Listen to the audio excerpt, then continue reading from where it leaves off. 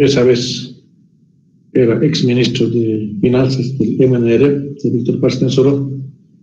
Después le llegó a reemplazar ya dentro del partido del MNR a Gonzalo Sánchez Lozada, justamente por causa de la quiebra en ese momento de la minería, y aparte de eso, de que las empresas como bolivianos no lo habíamos manejado de una manera bastante adecuada.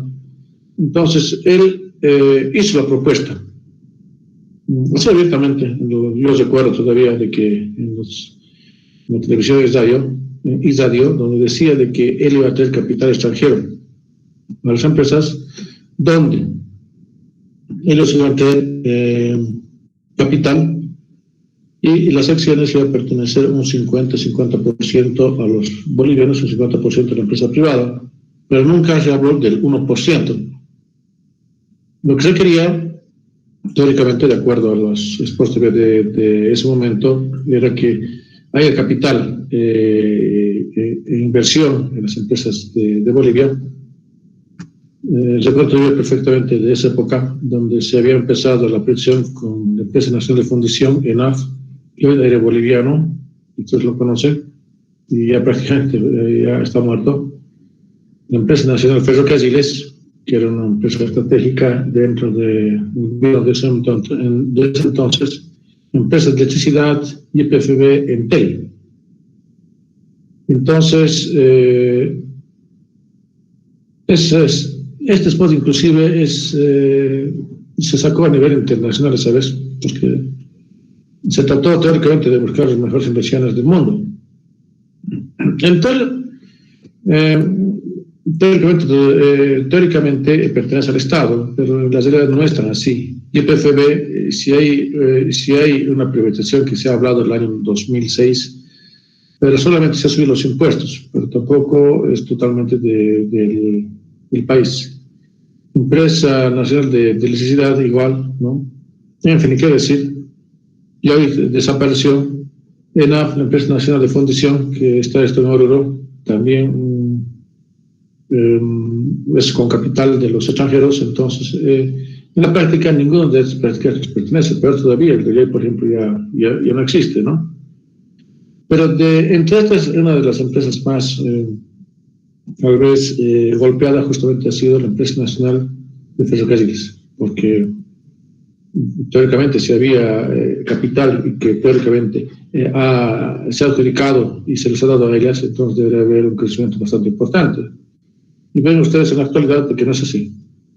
Más bien ha sido un motivo para que nosotros sigamos dependiendo de Chile por el puerto de Chile, y después no se ha cumplido el objetivo que se quería teóricamente en ese momento.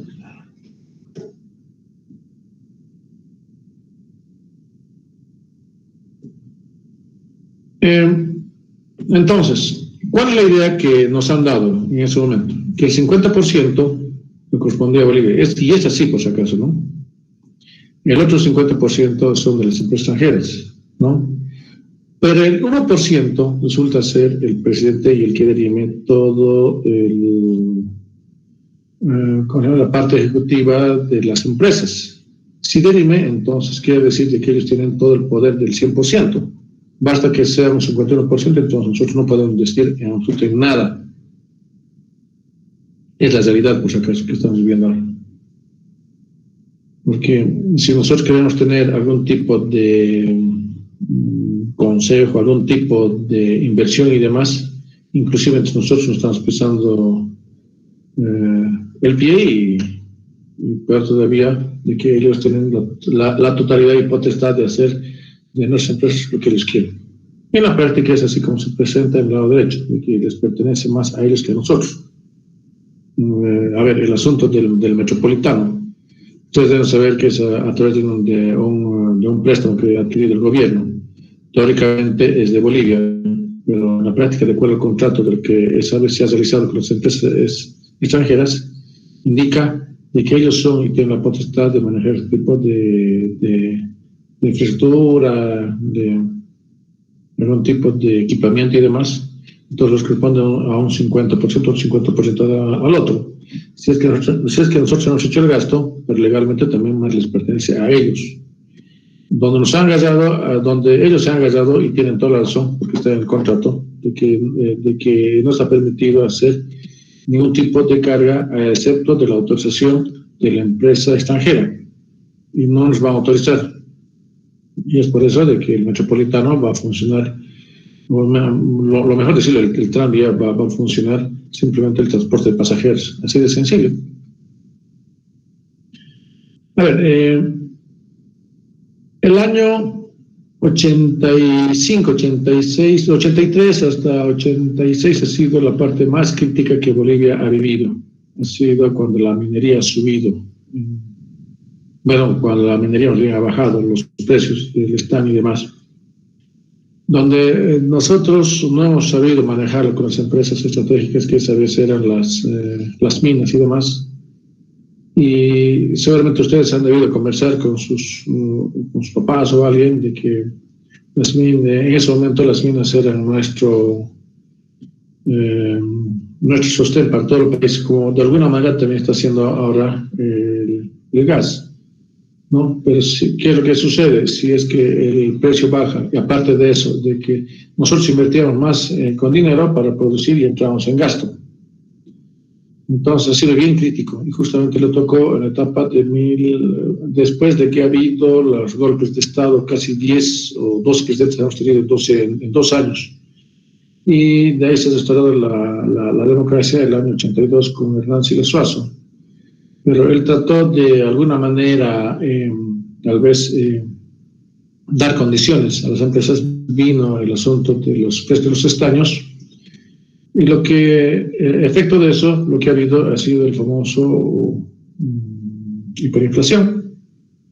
Imagínense, yo recuerdo perfectamente, ¿no? Como les decía ayer, el pan costaba 10 centavos, después costaba un boliviano, 1 millón, hasta llegado a costar 10 millones de bolivianos un pan. Lo único que han hecho han sido quitar los ceros. Entonces, el dinero iba subiendo de que era increíble, y ahí nacieron los famosos librecambistas. En la mañana nos despertábamos y el precio, por ejemplo, del pan, por decir que era un boliviano, por decirles, para la tarde, a las 6 de la tarde, costaba 10 bolivianos o 20 bolivianos. Era una situación bastante grande, muy grande. Si ustedes hablan con sus parientes, les va a indicar inclusive de que se hacía filas para comprar de las panaderías hasta máximo 5 panes, no más. Se compraba el asunto de los fideos, 1 o 2 por familia y demás. Entonces era muy, muy, muy crítico en esa etapa. Muy crítico. Inclusive el gas estaba limitado, porque ya ha habido un momento de que ni siquiera había gas en las casas. Y aunque no me crean, ustedes que conversen con sus familiares, era ya bien común también ver ya nuevamente cocinar en las viviendas, hacía fogón, había edificios inclusive, no sé cómo se los hacían, pero utilizaban el carbón para hacer su comida, porque no había gas, así de sencillo era. Era una etapa pero tan cruel de que ya estábamos empezando nuevamente a volver a lo de antes. Empezábamos así a intercambiar, ¿qué les digo? Si uno tenía algo de azúcar, intercambiaba con algo de arroz o algo así. Y eso ha sido muy crítico. En sí hay una grabación, y yo lo he visto en vivo por televisión, se lo dio cuando Víctor Paz Tensoro dijo de que Bolivia se nos muere. Y la verdad se nos estaba muriendo. Entonces ahí vino el famoso 21.60 que ustedes han debido escuchar, libre demanda. Y el que ha propuesto y lo ha implantado ha sido Gonzalo Sánchez de Lozada como su ministro de Finanzas. Entonces, se ha podido controlar la hiperinflación, se ha podido estabilizar la moneda, pero donde ha sido golpeados de manera bastante fuerte han sido las empresas que nosotros teníamos, en y demás. Y peor todavía, como no manejábamos muy bien a nuestras empresas, entonces tendrían inclusive a desaparecerse. Entonces, la gente estaba tan convencida de que lo mejor era de que nosotros empezamos ya a capitalizarlos, que era una de las propuestas de Gonzalo Sánchez de Lozada. Pero terminó la etapa de Gonzalo Sánchez de Lozada concluyó la etapa de la privatización y demás, el proceso de las licitaciones, y le sucedió inmediatamente el gobierno de Jaime Paz Zamora. Y Jaime Paz Zamora simplemente ha tenido que concluir esa primera etapa, y después nuevamente viene con Sánchez de Lozada el 93, y el 97 lo liquida. Y todo el mundo, el 97 hasta el 98, se había convencido de que la privatización, la verdad, que no nos había hecho muy bien a Bolivia, porque ahí nos dimos cuenta de que no funcionaba ni YPFB ni nada. Entonces, estábamos muy convencidos de que no funcionaba. Y lo raro era de que después de esto, saben ustedes de que de Hugo Banzer Suárez, que era un militar, y era en ese momento bien odiado, pero lo raro era de que democráticamente ha salido ganador. Y sabiendo de que nosotros con la privatización habíamos perdido mucho, ha continuado y ha concluido en la última etapa Hugo Banzer Suárez con la privatización. Ya Tuto Quiroga, solamente como Hugo Banzer Suárez, antes de que se concluya su mandato, el año 2000, se enfermó de cáncer, tuvo que irse a Estados Unidos a hacer su tratamiento y lo dejó todo a Tuto Quiroga como presidente, que era en ese momento el vicepresidente. Simplemente la mayor responsabilidad que ahí se ha tomado ha sido de Hugo Banzer Suárez. Pero tampoco no ha hecho nada Quiroga para impedir la privatización que ya estaba en sí consensuada. Yo pienso que esta ha sido la etapa negra dentro de la historia de las empresas estratégicas de Bolivia. Y se ha concluido el año 97. Y la única tercera etapa de que no se ha hecho nada, simplemente se ha pagado lo adeudado que se tenía hacia las empresas y se ha terminado de transferir todos nuestras empresas hacia ellos. Ahora, dentro de los acuerdos que se tiene de la privatización, de la capitalización y demás, entonces hay muchas cosas que tal vez no se han mencionado en su tiempo. Lo que se sabía era de que nosotros íbamos a ser beneficiados con el capital externo, ¿no? Pero nunca se mostró los contratos, los convenios, ni nada, y ahora mismo es un poco difícil de sacar tipo de información, pero sí se sabe de que hay un contrato de que data desde el año 96 y tiene una vigencia de 100 años, es decir, hasta el 2096, donde las empresas van a pertenecer a las empresas extranjeras. Entonces, no creo que ni siquiera nosotros podamos ver cuando estos ya estén a cargo de los bolivianos. Es un poco complicado. Y por ahí todavía se les da algo y todavía podemos estar por otros 100 años o 200 años más, dependiendo de ellos. Pero dentro de estas había algunas cláusulas, algunos tipos de cláusulas de que no se conocían.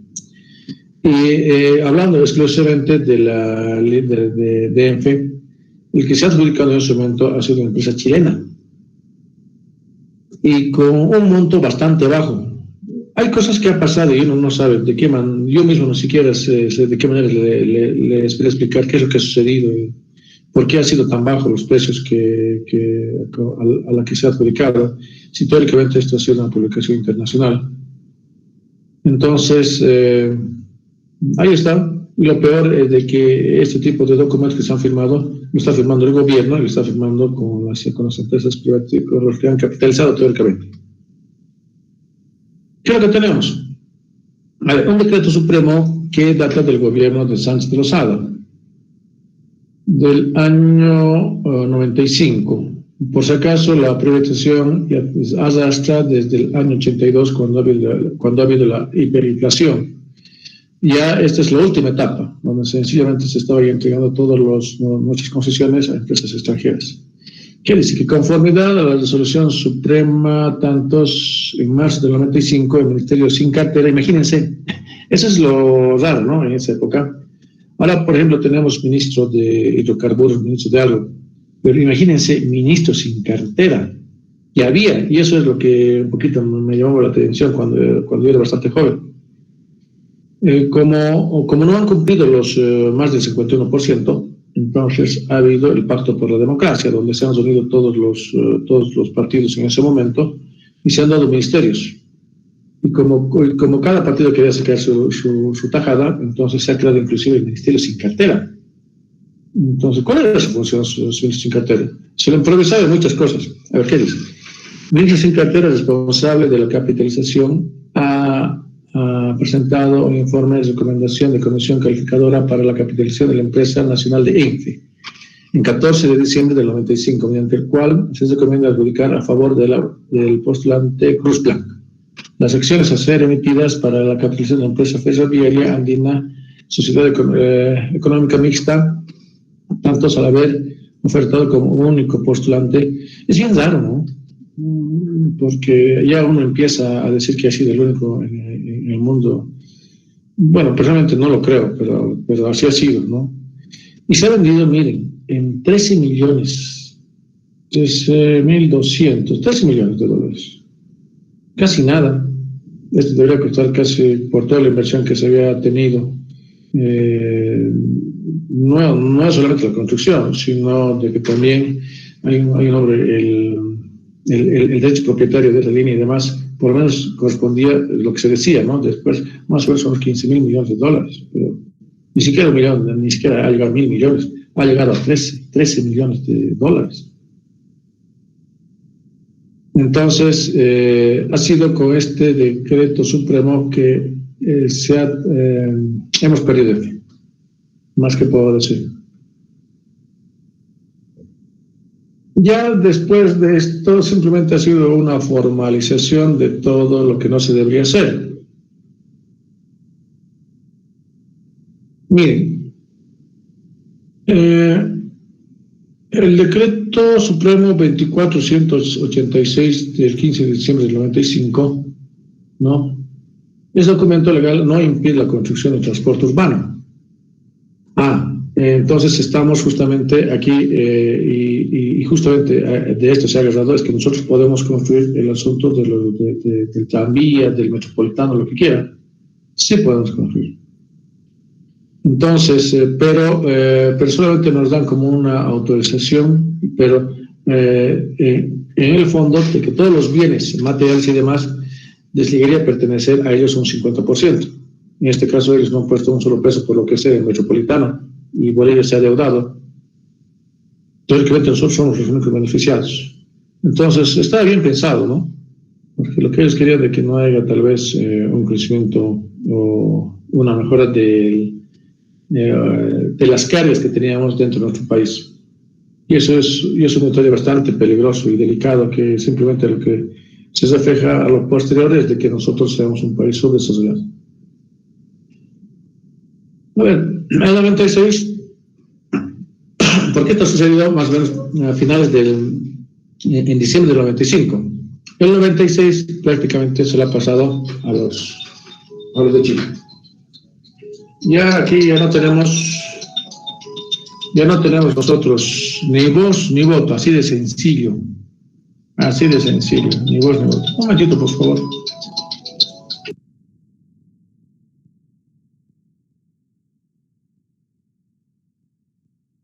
Está de manejo ferroviario casi con 14 millones de dólares.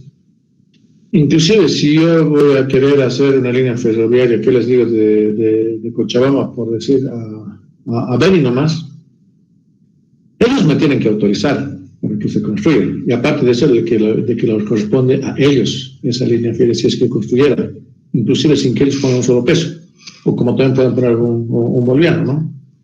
Entonces, sencillamente nosotros hemos perdido una empresa bastante estratégica que sería la línea ferroviaria. Pero antes de esto, y al grupo que seguramente le va a tocar elaborar esta primera parte, ahora no solamente pertenece a los chilenos, eso es lo raro, de que hace 3 o 4 años ya, como esa empresa chilena es una empresa privada, con sus acciones se puede hacer lo que quieren. Entonces se ha involucrado inclusive ya una empresa venezolana. Sigue siendo extranjera. Nosotros tenemos con el 50% y ellos ya le están negociando, le están vendiendo a una empresa venezolana que también los venezolanos lo están manejando. Entonces ahora ya no es nomás una competencia de los chilenos, sino ya de Venezuela. Mira, lo que se ha logrado y lo que se tiene es simplemente este tipo de logo, es lo único bueno tal vez, ¿ya? y esto pertenece a la empresa privada. Es la parte occidental, el FCA, y el otro, la Fesberry Oriental, de la parte oriental, donde de alguna manera ellos justifican que llama la capitalización simplemente trayendo algún tipo de locomotores o vagones en la parte oriental más y algún rato en la parte occidental, en la FCA. Pero de ese más no hay ningún tipo de mejora, menos en los mantenimientos rutinarios de las vías ferias. Entonces va a haber el sistema de la década hasta los 60, 70, todavía los durmientes son de madera, entonces no ha habido ningún tipo de mejora, ni creo que haya. Al menos que si es que no hay algún tipo de interés. En la parte occidental le interesa simplemente el transporte de los minerales sin que esto se quede en Bolivia, porque ya deja de... porque están teóricamente... Y lo han destinado de esa manera en su contrato, ¿no? Igual sucede en la parte oriental, con nuestros recursos naturales. Acá estamos presentando de una manera tal vez bastante resumida la parte occidental, la parte oriental. Acá ustedes pueden ver de La Paz y Viache. Esto ya no existe. Ya no existe. Aquí está la línea roja. Y algunos de estos ya están casi, tal vez diría 3,80%, no están en buenas condiciones. No están en buenas condiciones. Y lo mismo sucede en la parte oriental. ¿Ya? Y lo paradójico y lo increíble que sea, y ustedes también van a escuchar, dice la empresa Nacional Ferrocarriles, como si todavía nos pertenecería. Y sabemos que no es así, ¿no? Entonces, no nos pertenece a nosotros, ya no nos pertenece. Las acciones al menos ya no nos pertenecen. ¿Qué más aquí tenemos? Bueno, aquí podemos ver tal vez algún tipo de recorrido que se tiene con relación a la red oriental, de qué lugares, a qué zonas. La red occidental nos une con la parte de Chile y Argentina y Perú, y el asunto de la red oriental con Argentina y Brasil. Ahora, ¿quién es este señor?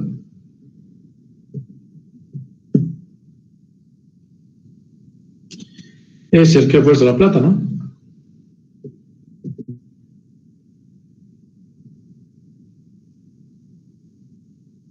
Este Carlos Gil y esto ha sido reciente, más o menos en el año 2014 ha comprado parte de las acciones que conjuntamente están compartiendo con los chilenos. Aquí dice, tiene el 50% de Fesberry Andina, que administra las redes occidentales y estaba a manos de un grupo de chilenos. Carlos Gil, en el directorio además de Gil como presidente está Julio Pardo, como vicepresidente, Gerardo Velasco Torres como secretario y demás. Del 50%, ya el 50% pertenece a Bolivia y acá el 50% más la chilena pertenece al 50% a la parte de la empresa extranjera. Esos son los porcentajes. Ahora, nosotros dentro de la práctica de la profesión van a escuchar mucho los vicios ocultos. Y esto es sancionado por decir que yo tengo que construir una viga con 4 fierros de 16, por decirles, y está vaciado. Y teóricamente eso no se tendría que ver, no tenía que ver la gente. Pero ¿qué tal si empiezo y tengo algo de duda? Entonces yo puedo hacer tal vez mediante un escaneo y demás, puedo determinar el tipo de fierro a lo que ha sido construido. Y por ahí me entero de que tal vez no se ha cumplido lo que se tenía. Eso se llama un vicio oculto dentro de la etapa de construcción. Pero también dentro de la parte legal hay inversiones ocultas, donde no se nos ha hecho todo, o donde simplemente nos han mostrado lo que ellos querían. Y dentro del contrato no solamente de ENFE, sino de YPFB en especial, hay muchas inversiones ocultas que nosotros no lo conocemos. Como ellos tienen el dominio del 50%, inclusive tampoco puede decirnos si tal vez han vendido sus acciones o no. Tienen esa libertad. Simplemente ellos tienen que resguardar su 50% y después manejarlo como ellos quieran. Mientras nosotros, a través del control gubernamental, que es la Contraloría, ese 50% nosotros debemos administrar de buena manera. Pero tampoco se lo hace de esa manera, ¿no? Eso va de que la inversión que se ha realizado, hay muchos vicios ocultos y no ha sido muy claro, no ha sido muy claro. Entonces, todo lo que se ve tampoco no es así. Por ejemplo, con YPF, por ejemplo, se está manejando la palabra que está nacionalizada, pero no está nacionalizada. Simplemente se subió un impuesto. ¿De qué se beneficia en algo? Bolivia sí. Tal vez un 20% o 25% más, pero el 75% en YPF, por ejemplo, más ha sido beneficiado a la empresa extranjera. Así de sencillo. Bueno, esto que vamos a nombrar. Ya, bueno, esto no voy a ir a político. Pero lo único que voy a tocar es lo siguiente. ¿Por qué creen de que cualquier gobierno que va a venir aquí adelante va a tener mucho cuidado y a tocar las inversiones extranjeras? Mucho cuidado. Este gobierno va a querer tocar las inversiones, que les digo, por decir de YPFB. En YPFB saben de que hay grandes intereses. Los intereses ahí se habla pues, de millones y miles de millones de dólares. Entonces, no tenemos nosotros unos buenos, tal vez, ministros, no sé si decir ministros, o sino tal vez la parte gubernamental que por lo menos se plantee y haga respetar nuestros derechos. Somos muy débiles en las palabras. Entonces, y así manejar siempre de esa manera. Yo cuando entró el gobierno de Evo Morales en el 2006, primero me alegró, yo me alegré porque de alguna manera estaba haciendo subir los impuestos. A él no le competía el asunto de la privatización, que lo hizo otro gobierno. Pero al final de que simplemente ha sido, tal vez, simplemente ha hecho subir algún tipo de interés y nada más, ¿no? Pero con las otras empresas ya hay un poco de miedo, porque se va a tocar intereses ya inclusive de países, en este caso de Chile y demás. Entonces, tampoco se puede progresar y tan fácil sería el asunto de la vía FESIA. Lo veo muy complicado, porque, por ejemplo, con el gas nosotros vemos en el bolsillo de que nos hemos beneficiado, por decir, con el 10%, 20%. Pero ¿qué sucede con ferrocarriles? Si nosotros teóricamente, si vamos a nacionalizar ferrocarriles, nosotros tenemos que tener tal vez la autoridad de construir un camino donde nosotros queramos. Y no vamos a poder hacerlo, porque sencillamente las empresas privadas no lo aceptan y no quieren, ¿no? Entonces, hay ese tipo de miedo. En cualquier tipo de gobierno siempre tiene miedo a entrar ese tipo de empresas que están nacionalizadas y que hay acciones. Entonces, no sé si entenderles, o es que entiendo que si entra alguien desde la interpretación de nosotros, es que también debería corresponder de la misma manera, pero no es así. Porque hay grandes intereses económicos en estos casos. No sé si hay alguna pregunta o consulta. Esa parte, la verdad que no me gusta tocarlo, pero se tiene que nombrar, se tienen que saber ustedes. Y lo único que ustedes van a poder hacer, así como ya ingenieros civiles, tal vez va a ser un tranvía en Santa Cruz, un tranvía en Oruro, en La Paz y demás. Porque más de eso no vamos a poder realizar. Para que hagamos un tren de cargas y demás, no creo. Yo no creo, la verdad que no creo. Preguntas al curso.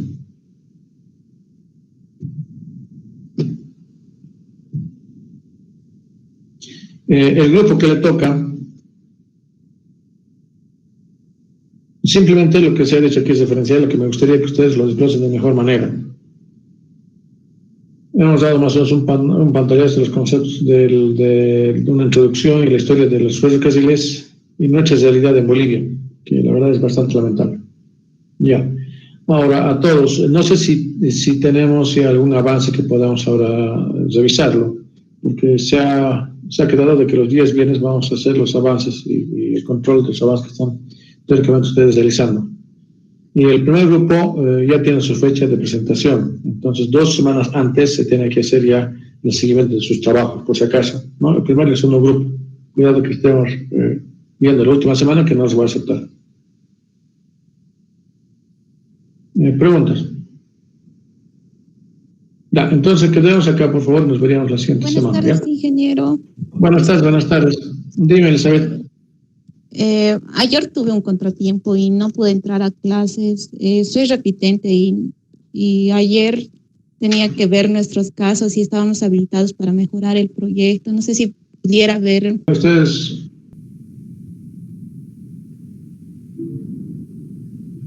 Sí, se ve, adelante.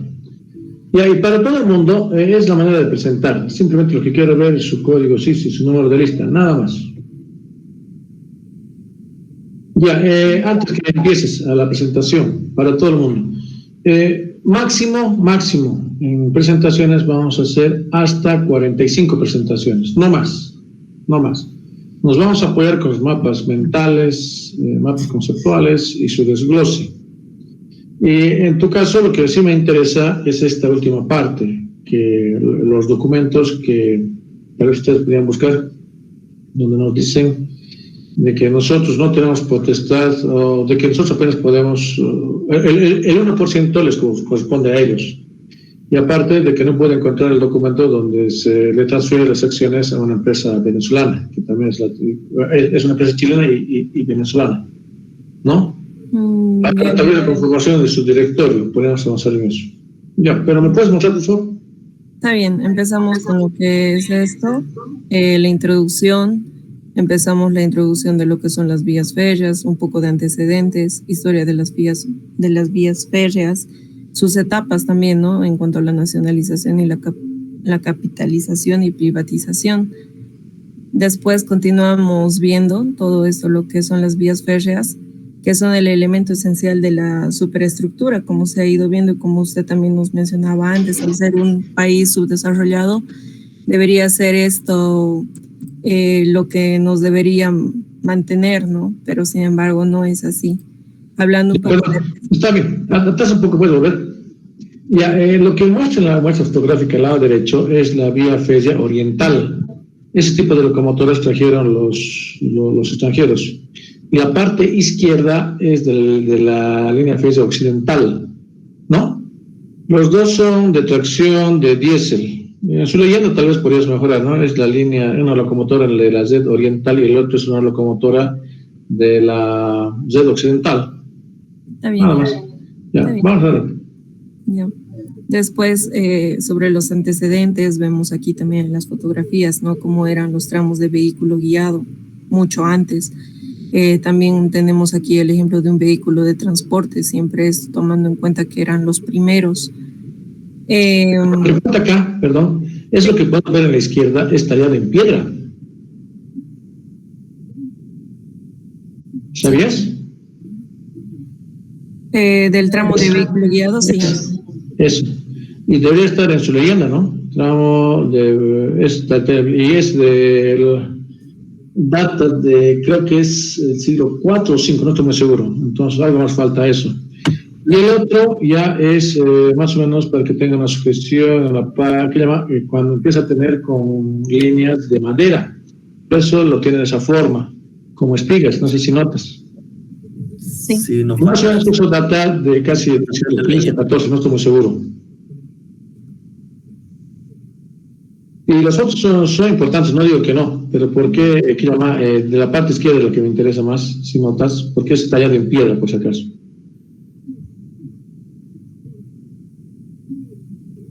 Adelante, vamos. Sí, lo vamos a explicar cuando...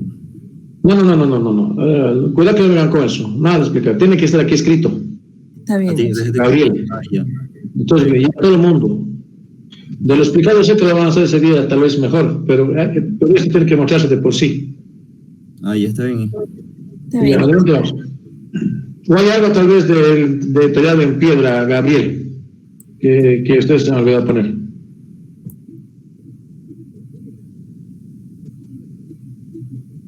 O del tipo de la llanta del lado derecho, ¿por qué tienes espigas? ¿Hay algo, Gabriel, que tal vez no alimentar esto? Sí, es que no lo tengo ahorita. Pero que esté todo acá, por favor, las presentaciones. Está bien, entonces lo vamos a ir detallando cada imagen. Más de que se va a hablar, lo vamos a detallar también. Sí, el otro corresponde, Feros, es tal vez el vestigio más importante que se ha encontrado, ¿no? La historia de Bolivia.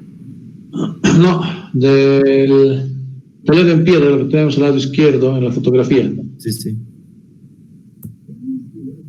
Ya, vamos a ver. Está bien.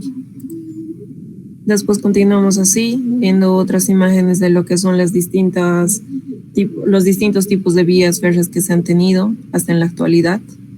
Ya, pero acá lo que me gustaría que tal vez ustedes también esté bastante claro, tal vez poner los años o el siglo, de qué tiempo data. La última, lógico, que es tal vez de estos tiempos. Vías modernitas, ¿a qué se refiere? Contemporáneo y moderno es diferente, ¿no? Lo contemporáneo es del siglo XXI, lo moderno es del siglo XX. Si se refiere a eso, Sí. la construcción de la vía por la fotografía pienso que debe ser por principios de 1900. Y el otro es del transporte guiado, es a pie, debe ser. Eso data más o menos del siglo IV o V, no estoy seguro. Entonces, tiene que aumentar un poquito más de leyenda para que sea más preciso las muestras fotográficas que están presentando. Está bien, Inge. Aquí también vemos la historia de los ferrocarriles a nivel mundial, en América y en Bolivia. Se los va a mencionar y explicar. Ya, a nivel, un poquito más vamos allá. Sí, a nivel Bolivia, pero algún hito también importante podrías mencionar, ¿no? Por ejemplo, a nivel mundial siempre está Inglaterra, América está Cuba y está Perú. En Bolivia siempre todo está relacionado con relación a los minerales. Tal vez, para que tal vez traten de aprovecharán las imágenes. Ustedes traten de aprovechar ese recurso, les recomiendo. Vamos al siguiente. Está bien. Esto no se le ve muy bien. El negro, un poco de blanco y demás, tal vez podrían caber el fondo. Ya. Tal vez un fondo así más. Esto es personal. Está bien. Pero vamos atrás, quiero ver qué están presentando. ¿A la anterior a esta, Inge? Sí.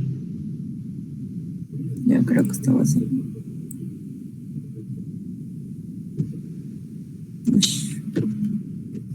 Ahí. Ya, aquí qué está mostrando. El origen del ferrocarril, que, bueno, desde sus inicios que se ha dado en el siglo XVI, que se ve como en la fotografía, se ve que era muy importante, imprescindible para los mineros, ¿no? ¿Y dónde está Inglaterra?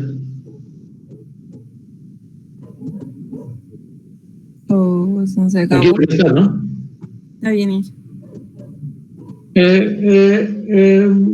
Por si acaso para todo el mundo, de que en cada presentación que lo vayan a hacer sean bastante críticos. Eso es lo que exijo. Está bien, Inge. ¿Continúa? Sí.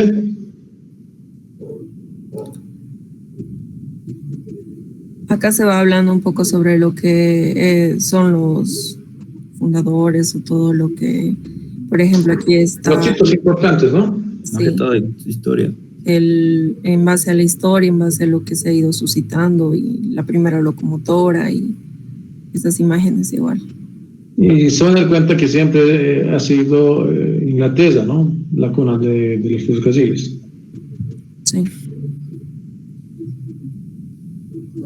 Continuando, también vemos aquí lo que es la historia de los ferrocarriles ya también en América.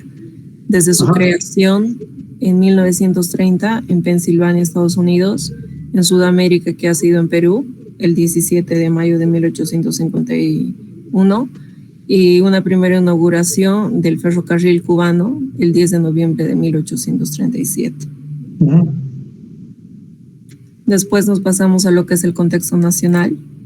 En el contexto nacional ya nos introducimos acá en Bolivia y vemos, ¿no?, el ferrocarril en Bolivia. Su surgimiento desde 1870-1899, sus orígenes que fueron desde la explotación del salitre en 1840, según las conveniencias que se han visto para realizar, y la construcción que han sido desde la presidencia de Aniceto Arce. Y a lo que te faltaría ahí más o menos de Aniceto Arce, ¿cuál ha sido el periodo? Está bien, hijo.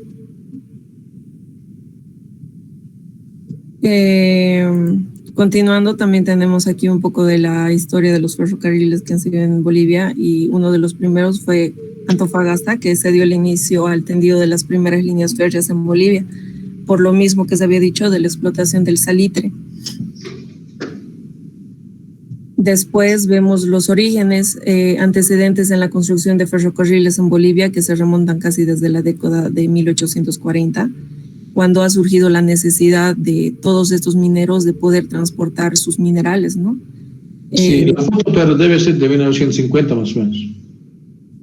Sí, cuando ya querían resurgir en la construcción de los ferrocarriles justamente para transportar los minerales, ¿no? Sí, pero la foto pero no corresponde Oye, a la época. Va a cambiar entonces, está bien. Aquí vemos algunos de los esfuerzos fallidos que se ha tenido en base a esto. Esto lo vas a poner color blanco, por lo menos las letras, porque hay un correr con color azul o algo así. Ya, pero vamos adelante. Está bien.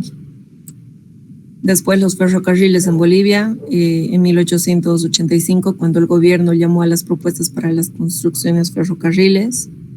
Ahí vemos, ¿no?, cuáles eran las propuestas en sí.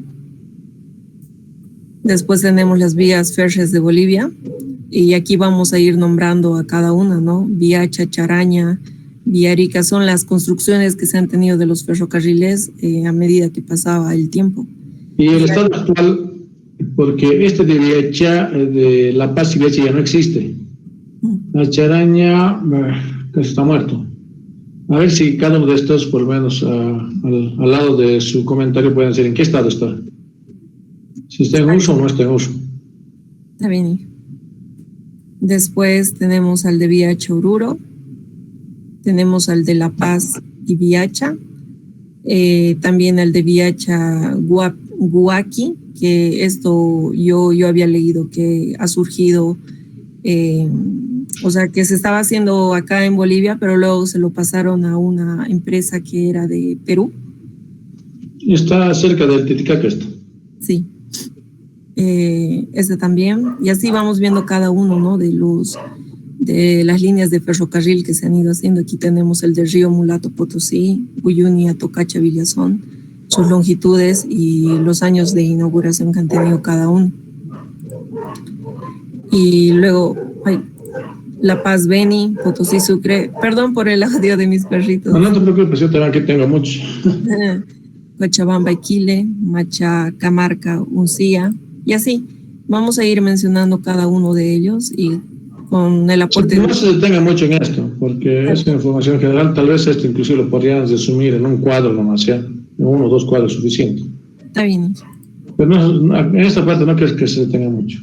Está bien.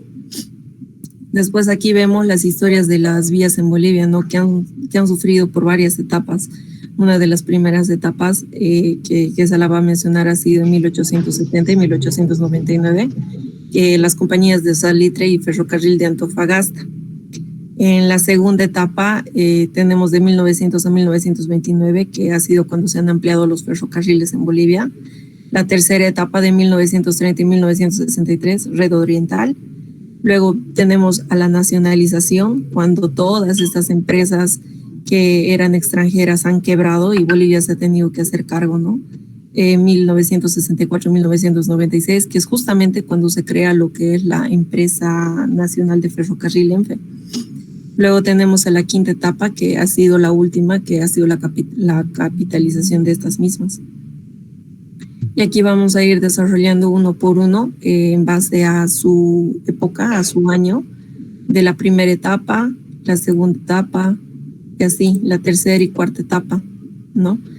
Esta cuarta etapa que, como había dicho anteriormente, todas las empresas estas empiezan a quebrar. Fabiola, ahora tiene el siguiente reto. A ver si me pueden hacer en 1 o 2 mapas conceptuales de todo lo que se ha hablado con relación a la nacionalización con respecto de la capitalización. Aquí está viendo un desglose, no digo que esté mal, ¿no? Pero quiero que me hagan un mapa conceptual y que se refleje solamente en un solo gráfico todo lo que estamos hablando. Está bien. Creo que se entiende de mejor manera. Está bien. Entonces, una vez tocando todos estos puntos, que como usted dice, lo vamos a minimizar más, empezamos a lo que también es, ingresamos a lo que ha sido, en este caso, ¿no? La Empresa Nacional de Ferrocarriles del Estado, ENFE. ¿Cuándo ha sido desde su creación y por qué? Como antecedentes tenemos que desde a fines del siglo XIX y siglo XX, la economía de Bolivia se estaba en un auge por lo que era la minería. Entonces, tomando en cuenta lo que era la plata por delante y también el estaño. Entonces, tenían una clase dominante que eran justamente los mineros que querían este transporte para poder transportar sus minerales. No, los mineros no creo. Lo que querían eran las empresas nacionales. Y aparte de eso, por ejemplo, Simón Patiño, esas veces cuando no estaba nacionalizado, antes de eso pertenecía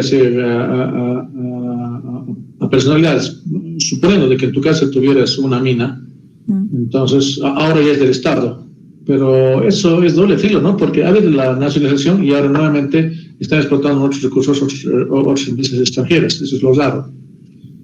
Más bien la parte débil ha sido los mineros, la mano de obra barata y ustedes saben de acá los pulmones y todo porque no se tienen y de unas condiciones bastante precarias donde han sido los afectados. Ha sido más las empresas, no los mineros. Está bien, hija. Entonces lo vamos a corregir. Continuando a esto, vemos que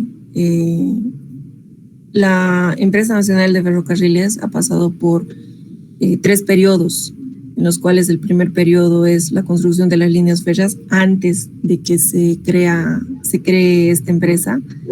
También, acá te voy a cortar. Sí, pero falta el cuarto periodo. ¿Y cuál es? Ahora, ¿existe o no existe la Empresa Nacional de Ferrocarriles? Sigue existiendo. Pero no nos pertenece, ¿no? Solo es de nombre. Sí. Pero existe, entonces la cuarta etapa te falta ahí. Oye, ahí, entonces en su actualidad, está bien. En el primer periodo vemos que, como había mencionado antes, ingresan muchas empresas que se empiezan a hacer cargo de lo que es la construcción de las vías férreas y tocando un poco en esta tenemos a la empresa chilena que tiene capitalistas británicos que empieza con el inicio del ferrocarril, justamente Antofagasta, Bolivia. Luego tenemos a esta empresa, a la empresa Peruvian Corporation, de capitalistas también peruanos, con una sede en Perú, y estas se encargan justamente de la construcción de la línea ferroviaria Huachi-La Paz, o Viacha. Pasando a un segundo periodo, tenemos que hasta 1956 estas empresas tienen la primicia en cuanto a los ferrocarriles, se encuentran en un auge, ¿no? En 1959 dichas empresas se declaran en quiebra. Entonces, esto hace de que el Estado de Bolivia se vea obligado pues, a administrar lo que son los ferrocarriles y así dando inicio a la creación de la Dirección Nacional de Ferrocarriles. Manteniéndonos todavía en el segundo periodo, tenemos ya lo que es la creación de ENFE y esto cómo ha surgido, que en 1964, mediante un decreto supremo número 06909, que estaba bajo el gobierno de Barrientos, se crea la Empresa Nacional de Ferrocarril, ENFE, siempre con capital británico, ¿no? Que eso es lo que nos ha ayudado.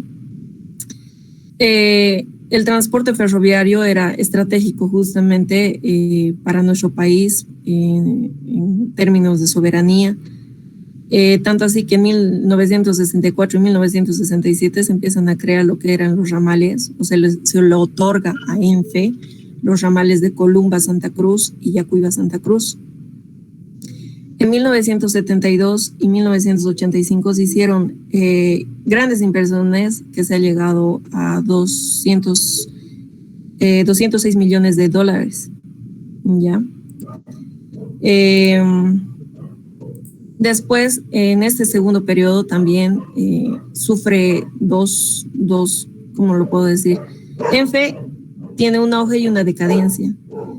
En su auge, ENFE se ve que llega a ser una de las empresas más grandes después de Comibol, que contaba con un gran número de empleados, 7,000 en este caso, y formaba un sindicato grande de trabajadores.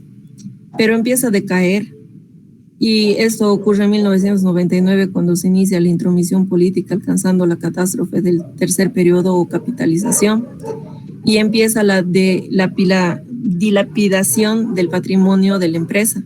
Esto por malos contratos, corrupción y malas inversiones.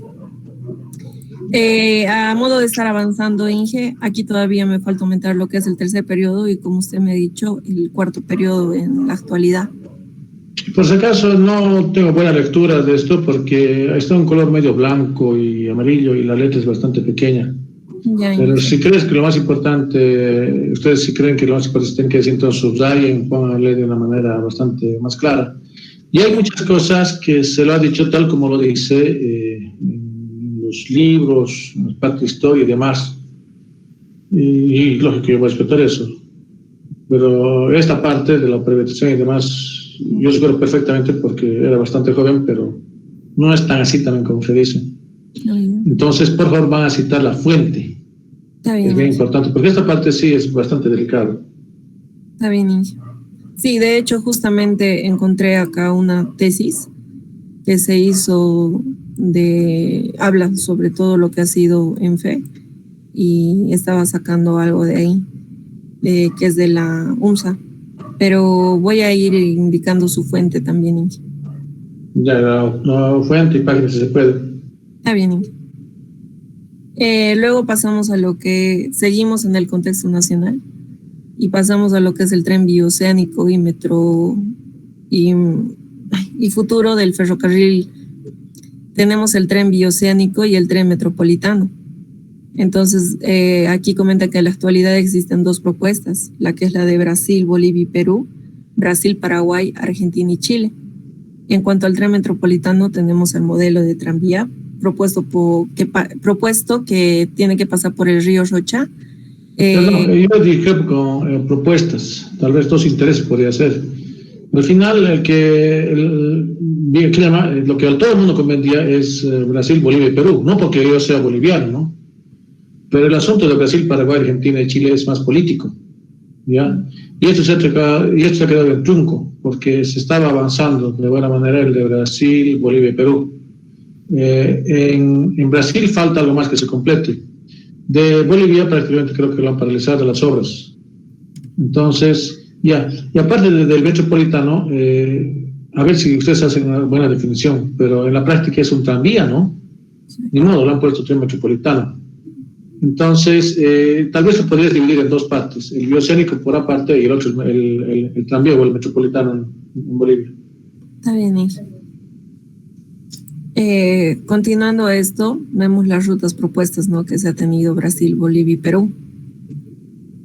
Que es esta ruta. Dice aquí que Bolivia había realizado 4 estudios de preinversión financiados por el Banco Interamericano de Desarrollo. Y en 2016 y 2019 un presupuesto estimado por el Perú, como vemos en las imágenes. También tenemos trabajos a realizar para el corredor, estudio de trazado y alineamiento definitivo del CFBC, una red andina con 2.274 kilómetros, una red oriental que se va a tener o que se puede tener con 1.423 kilómetros. Las dos pertenecen al Estado, pero están operadas por 2 empresas concesionadas, la Ferroviaria Andina Sociedad Anónima y Ferroviaria Oriental Sociedad Anónima. También tenemos a los trabajos realizados en Bolivia. En 2019 vía férrea Bulo Bulo Montero, que costó $250 millones. Y ahí sabe lo interesante, porque yo participé de Bulo Bulo y Pacapaní. ¿Este dinero de dónde viene? De la empresa privada no viene. A ver si empresa mayor de datos no viene de la empresa privada. Está bien. Más bien es un crédito que nosotros hemos tenido y tenemos que pagar. Está bien. Después tenemos a la propuesta donde no está incluida Bolivia y Perú. Declaración de asunción sobre corredores bioceánicos. Del 2015. Chile pretende dejar fuera Perú y Bolivia del corredor bioceánico. Después tenemos el tren metropolitano, que es justamente aquí en Cochabamba, ¿no? De un modelo de B8560 metros, un ancho de vía de 1.435 metros con una longitud de 34 metros, ancho de 2.5, altura de 3.6, todas sus especificaciones, ¿no? Capacidad de pasajeros, una velocidad y tracción vía eléctrica. Aquí vemos la línea roja, la línea verde y la línea amarilla, que justamente una de ellas es la que pasa por el río Rocha. Luego la propuesta de paso por río Rocha, que es justamente esta, que dice que el tren monorriel elevado Canata, atravesando la zona de Calacala, para descongestionar la ciudad, usaría una ruta natural sobre el lecho canalizado del río Rocha. Y la propuesta de paso por río Rocha, seguimos con eso, que el tren monorriel elevado Canata, bueno, esto debe ser, es lo mismo. Eso hasta el momento tendríamos, Inge. Y a todas las otras cuestiones que les he hecho, háganlo, pero me gustaría más esta parte que ustedes lo traten de sintetizar, con cuadros y de una manera bastante sencilla, no darle mucha vuelta. Inclusive estaba viendo algunos tramos que están construidos en función de diferentes tipos de años. Mejor que eso lo puedan hacer tal vez en una tabla o dos tablas suficiente. ¿Ya?